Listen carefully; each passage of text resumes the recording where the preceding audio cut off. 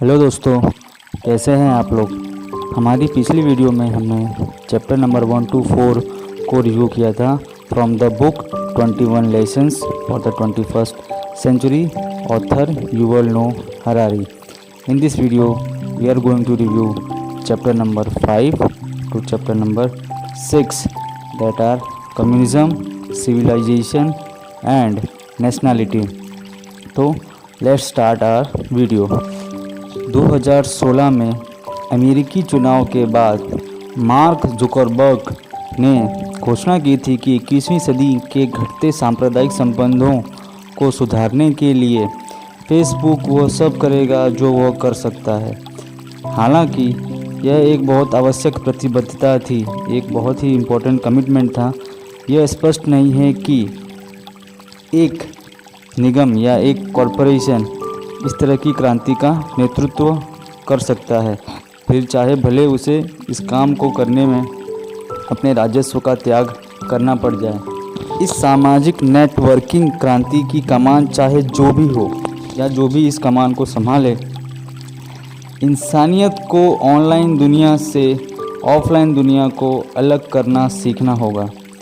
Although यद्यपि social networking ने वैश्वीकरण, ग्लोबलाइजेशन की बाधाओं को दूर तो कर दिया है, फिर भी इनसे कम्युनल रिलेशनशिप या कम्युनल रिलेशंस, सांप्रदायिक जो बंधन हैं उनको अपंग कर दिया है, उनको कमज़ोर कर दिया है, जो किसी ज़माने में एकता का स्वरूप हुआ करते थे।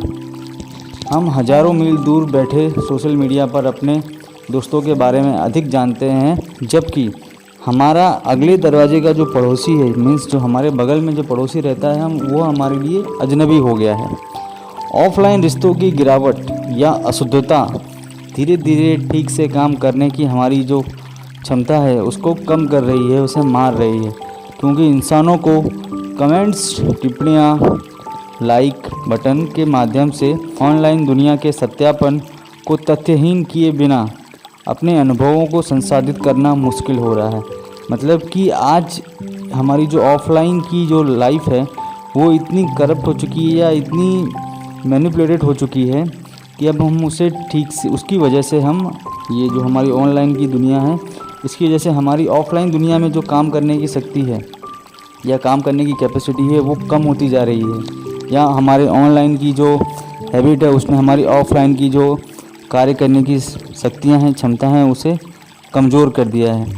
क्योंकि आजकल इंसान अपने जीवन में जो भी एक्सपीरियंस महसूस कर रहा है उनको अब वो उनका सत्यापन या उन पे बिलीव करने के लिए वो लाइक्स और कमेंट्स के जो बटन्स हैं उन पर डिपेंड करता है। अगर लाइक या कमेंट के बटन पर आपके नंबर्स ज़्यादा नहीं आ रहे हैं, अच्छे कमेंट्स नहीं आ रहे, तो आपको लगता है कि मेरा ये एक्सपीरियंस, या इंसान को लगता है कि हमारा उनका ये एक्सपीरियंस इतना इम्पोर्टेंट नहीं है या ये किसी काम का नहीं रहा। तो इस तरह से हम अपनी खुद की लाइफ के अभी जो एक्सपीरियंस है हमारे अच्छे बुरे, हम उन्हें वैलिडेट नहीं कर पा रहे हैं, हम उन्हें प्रोसेस नहीं कर पा रहे हैं, उनका यूटिलाइजेशन ठीक से नहीं कर पा रहे हैं, जस्ट बिकॉज कि हमें अच्छे लाइक्स नहीं मिले हैं या अच्छे कमेंट्स नहीं मिले हैं। जैसे कि उम्मीद थी, फेसबुक एआई आर्टिफिशियल इंटेलिजेंस का उपयोग अधिक से अधिक लोगों को सार्थक समुदायों में लाने में या सार्थक समुदाय बनाने में करेगा, जो शायद मदद ना करे। मीन्स उसका आर्टिफिशियल इंटेलिजेंस लोगों को ग्रुप्स में डिवाइड करेगा, जिन ग्रुपों की कुछ पर्टिकुलर विचारधारा होगी, उनकी आइडियोलॉजी होगी। जब तक कि तकनीक लोगों को वास्तविक, और ये ग्रुप में तब तक बांटता रहेगा जब तक कि ये जो तकनीक है लोगों को वास्तविक दुनिया के बारे में जागरूक नहीं करेगी, असल की जो हमारी रियल दुनिया है उसके बारे में तब तक हमें मोटिवेट नहीं करेगी, हमें इन्फॉर्म नहीं करेगी, प्रोत्साहित नहीं करेगी, तब तक ये ग्रुप्स इस तरह के बनते रहेंगे। हालांकि ग्लोबलाइजेशन के फ़ायदों से दूर नहीं है। ये भी एक ग्लोबलाइजेशन का फ़ायदा, एक ये सटायर है कि ग्लोबलाइजेशन का ये फ़ायदा हुआ है कि लोगों के ग्रुप्स बन गए हैं। पहले के ज़माने में इतने स्ट्रॉन्ग ग्रुप्स नहीं हुआ करते जितने स्ट्रॉन्ग ग्रुप्स या ऑर्गेनाइजेशंस अभी बनना शुरू हुई हैं ग्लोबलाइजेशन के बाद। तो अल्टीमेटली एक सटायर है कि ग्लोबलाइजेशन का एक ये नुकसान है कि लोगों को पता नहीं चल रहा है कि वो इस तरह के ग्रुपों में डिवाइड हो चुके हैं और जिनकी आइडियोलॉजी भी एक दूसरे से डिफ़र करती है। नेक्स्ट पॉइंट हमारा स्टार्ट होता है सिविलाइजेशन का। आज की दुनिया में सीमाएं लुप्त होती जा रही हैं और राजनीतिक विचारधाराओं का एक साथ आना एक सभ्यता की स्थापना है, वन सिविलाइजेशन की स्थापना है। मदर टेरेसा ने कहा था कि I alone can not change the world but I can cast a stone across the water to create many ripples. अर्थात मैं अकेले दुनिया को बदल नहीं सकती, लेकिन मैं कई लहरों को बनाने के लिए पानी में एक पत्थर तो फेंक ही सकती हूँ। तो यहाँ लेखक के कहने का तर्क ये है कि ग्लोबलाइजेशन के परिणाम स्वरूप सभ्यताओं के बीच में टकराव कम हो जाता है, क्योंकि उनके कुछ कॉमन गोल्स हो जाते हैं, एक सामान्य लक्ष्य हो जाते हैं कि उन्हें ग्रोथ करना है, उनके देश का विकास करना है और ज़्यादा से ज़्यादा टेक्नोलॉजी का उपयोग करके अपने देश का विकास करना है। इस तरह की जो मेंटालिटी है, इस तरह की जो आइडियोलॉजी है, वो देशों के बीच में कॉमन हो चुकी है। इस वजह से देश आपस में टकराव कम से कम करेंगे और उनका जो व्यापार है वो भी एक दूसरे के साथ में बहुत ही अच्छी तरह से, बहुत ही सूक्ष्म लेवल पर एक दूसरे के साथ में जुड़ा हुआ है।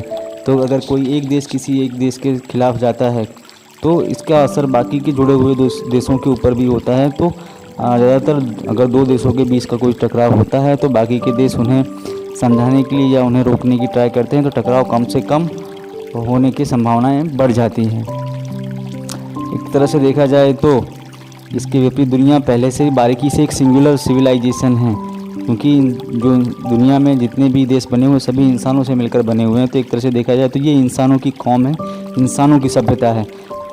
दुनिया बारीकी से अगर देखा जाए तो एक सिंगुलर सिविलाइजेशन की सभ्यता जैसी ही लगती है, जहाँ विभिन्न क्षेत्र उनके विभिन्न शासन करने के मॉडल या विभिन्न धर्मों के बावजूद भी एक दूसरे के साथ में कनेक्टेड या प्रासंगिक बने रहने के लिए एक या अधिक जो सामाजिक तत्व हैं वो एक दूसरे से उधार लेते हैं या ले रहे हैं और उसे बढ़ावा भी दे रहे हैं।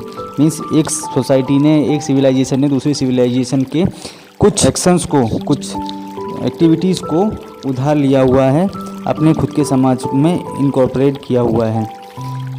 प्री मॉडर्न एज, प्रमुख आयु के विपरीत, मतलब आज से पहले का जो मॉडर्न ज़माने से पहले का जो समय था, उस ज़माने के कंपैरिजन में देखा जाए तो आज के ज़माने में अधिक से अधिक देशों में आम चुनौतियां और आम अवसरों का सामना हो रहा है। मीन्स जैसा मैंने पहले का बताया कि पहले के जो ज़माने में देश थे उनकी सबकी चुनौतियां, उनके सबकी जो अपॉर्चुनिटीज़ थी वो सबकी अलग अलग थी। बट अभी ये ग्लोबलाइजेशन की वजह से सारे देश एक दूसरे के करीब आ गए हैं, एक दूसरे के साथ व्यापार करते हैं और लगभग एक जैसी ही टेक्नोलॉजी को शेयर करते हैं। तो उनकी जो प्रॉब्लम्स उनके देशों को फेस करनी पड़ती हैं या किस तरह के उन्हें अपॉर्चुनिटीज़ मिलती हैं ग्रोथ करने के लिए, वो लगभग सभी देशों की सेम होती हैं। अपना थर्ड टॉपिक होगा नेशनैलिटी। बहरहाल अमेरिका, ब्रिटेन और रसिया जैसे जो देश हैं वो एक राष्ट्रवादी मॉडल से चिपके होते हुए भी इस चक्र से मुक्त होने की कोशिश कर रहे हैं। ग्लोबल ट्रैवल्स एक ऐसी सिचुएशन है जिसमें the difficulties that are expected और experienced as part of a particular situation, एक स्पेसिफिक सिचुएशन, एक ख़ास तरह की परिस्थिति के अंदर जिस तरह की परेशानियों को झेलना पड़ता है उन्हें ग्लोबल ट्रैवल्स कहा जाता है। तो इसी तरह का एक ग्लोबल ट्रैवल्स है इकोलॉजिकल डिज़ास्टर। इकोलॉजी बायोलॉजी की एक ब्रांच है जिसमें ऑर्गेनिज्म और उनके एनवायरनमेंट के बारे में स्टडी किया जाता है, उनके बीच के रिलेशन को समझा जाता है, जीव और उसके पर्यावरण के बीच के संबंध को समझा जाता है, उसे इकोलॉजी कहते हैं। तो पिछले 150 सालों में हमारी गतिविधियों ने इस ग्रह के पारिस्थितिक इकोलॉजिकल बैलेंस को बदल दिया है और ग्रीन हाउस गैसों का हमारा निरंतर उत्सर्जन अनिवार्य रूप से तबाही लाकर ही समाप्त होगा। मानवता ने असंख्य तरीकों से इस ग्रह को मारना जारी रखा है। उदाहरण के रूप में अगर लें तो जहरीले रसायनों को वायुमंडल, नदियों, समुद्रों, झीलों और महासागरों में कम करने की हमारी आदत को बढ़ावा देना या आदत बनाए रखना, यह उदाहरण हम ले सकते हैं। यह बात तो साफ है कि इन कार्यों ने कुछ पौधों, जानवरों और यहाँ तक कि पूरे इकोलॉजिकल सिस्टम को ही विलुप्त कर दिया है। It is important to highlight the implication of nationalistic sentiments in a world where global travels are pressing issues। एक ऐसी दुनिया जहां राष्ट्रवादी भावनाओं में बसे हुए फ़ायदे को उजागर करना महत्वपूर्ण है, ऐसी दुनिया में वैश्विक ट्रैवल्स उस दुनिया के जो मुख्य मुद्दे हैं उन्हें दबा रहे हैं। ऐसी ही एक ग्लोबल ट्रैवल्स या वैश्विक जो परेशानी है वह है इकोलॉजिकल डिग्रेडेशन। क्योंकि यह एक वैश्विक समस्या है, इसलिए इसमें कोई संदेह नहीं कि एक राष्ट्रवादी समाधान अनुपयुक्त इनसफिशिएंट होगा। एक देश जो नीतियां बनाता है, लागू करता है कि हम इस पारिस्थितिकी जहर को अपनी आने वाली पीढ़ी को नहीं देंगे और कुछ ऐसी योजनाएं बनाएंगे जिससे हमारी पारिस्थितिकी या इकोलॉजिकल बैलेंस बना रहे, मेंटेन रहे, जबकि दूसरे देश जो हैं वो इस चीज़ की अनदेखी करते हैं। आखिरकार होगा ये कि जिन देशों ने इसे सुधारने की कोशिश की है और जिन देशों ने इस पर ध्यान नहीं दिया है, दोनों ही इसके परिणाम को भुगतेंगे। जैसे इस खतरे के लिए एक वैश्विक प्रतिक्रिया सबसे व्यवहार दृष्टिकोण होगा। ऐसा कह सकते हैं कि किसी एक देश के करने पर कुछ नहीं होने वाला, इस पूरे विश्व के सभी देशों को एक समान दृष्टिकोण से इस पर रिस्पॉन्स करना होगा। A global response to this threat is the most viable approach. यही अप्रोच सबसे कारगर साबित होगा अगर पूरे विश्व के सभी देश इसे एक साथ प्रतिक्रिया देते हैं तो। डिसरप्टिव टेक्नोलॉजीज, विघटनकारी प्रौद्योगिकियों को रोकने वाले प्रश्नों का भी यही हाल है। हालांकि स्वचालन और मशीन सीखने से मानवता को फ़ायदा होगा और मानवता जो है वो उसके अनुकूल हो जाएगी, पर यह एक नया बेकार वर्ग डिजिटल तानाशाही और साइबर वॉर को भी पेश करेगा। In the light of this, Nations must join forces to establish a universal guideline for the creation and implementation of modern technology।